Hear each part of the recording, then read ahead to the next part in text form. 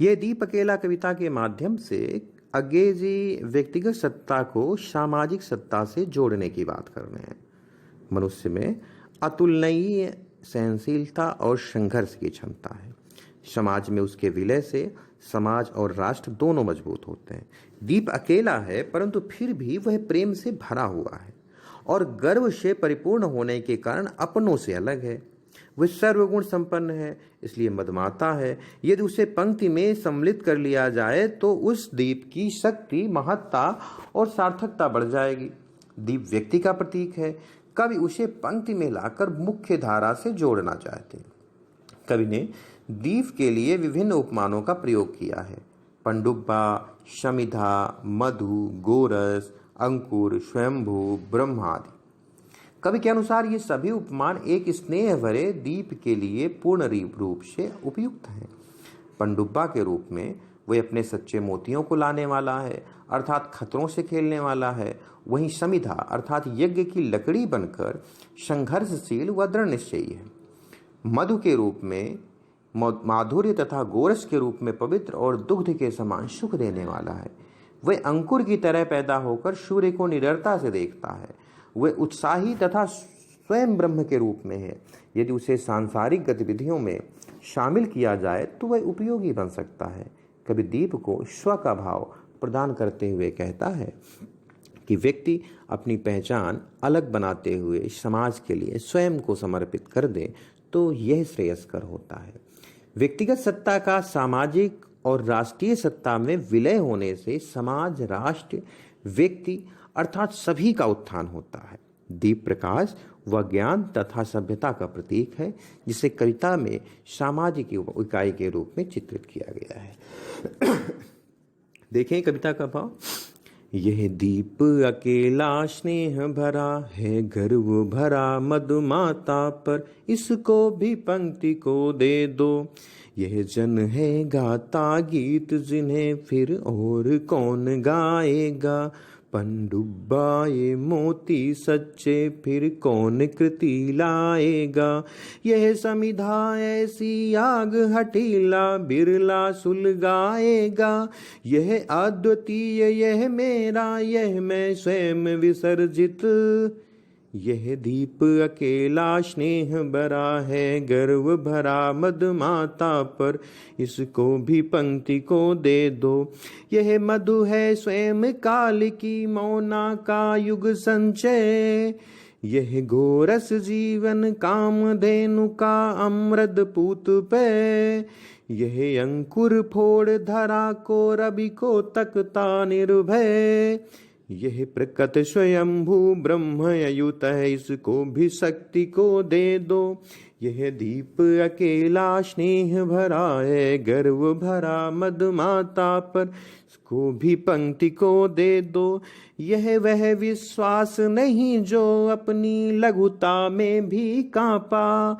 वह पीड़ा जिसकी गहराई को स्वयं उसी ने नापा।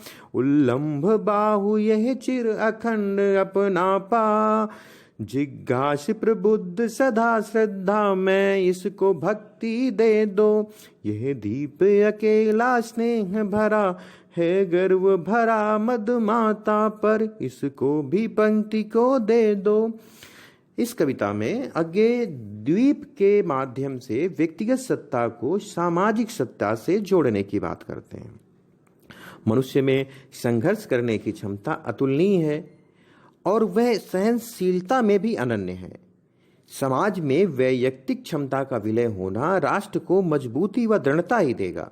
द्वीप के माध्यम से कवि कहते हैं कि यह द्वीप अकेला स्नेह से भरा हुआ है, अर्थात एक अकेला व्यक्ति प्रेम से और गर्व से भरा हुआ यदि समाज में विलीन हो जाए तो उस समाज के विकास को एक सीढ़ी और मिल जाती है।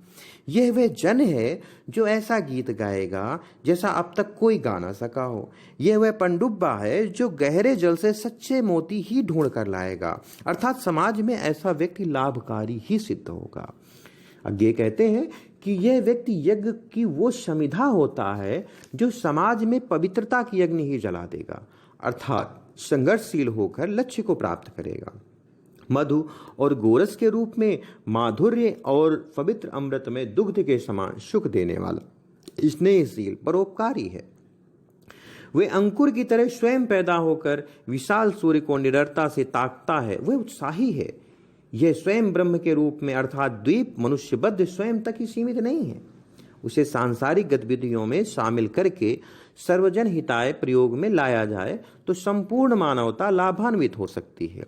यह अद्वितीय, यह मेरा, यह मैं स्वयं विसर्जित, इस पंक्ति के द्वारा कवि द्वीप को स्व का भाव प्रदान करता हुआ कहता है कि व्यक्ति अपनी अलग पहचान बनाते हुए समाज हित में समर्पित हो जाए तो अधिक श्रेयस्कर होगा। व्यक्तिगत सत्ता का यदि सामाजिक और राष्ट्रीय सत्ता में विलय हो जाए तो समाज, राष्ट्र और व्यक्ति सभी का उत्थान होगा। द्वीप प्रकाश, ज्ञान तथा सभ्यता का प्रतीक है। कविता में उसे सामाजिक इकाई अर्थात व्यक्ति के रूप में चित्रित किया गया है। जब कहीं समाज में निंदा, अपमान, घृणा और अनादर तथा उपेक्षा का अंधकार फैलता है तो द्वीप उसे प्रकाश मानकर अनुकूल वातावरण प्रदान करता है।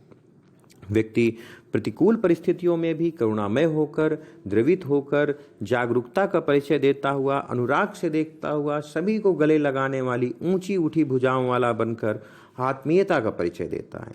वह सदैव जागृत तथा श्रद्धा से युक्त रहता है। अंधेरे में प्रकाश की किरण बनकर निंदा, अपमान, घृणा और अवज्ञा को दूर करता है तथा अनुकूल वातावरण तैयार करता है। अगर आपने देखा हो तो इनकी जो भाषा है वो खड़ी बोली है, उनमें तत्सम पदावली का प्रयोग हुआ है। अनुप्रास और रूपक अलंकार का बहुधा में प्रयोग मिला है। पंडुब्बा, शमिधा, गोरस, अंकुर जैसे शब्द जो हैं वो लक्षणा और व्यंजना शब्द शक्ति से ओतप्रोत हैं। माधुर्य और ओजगुण देखने को मिलता है।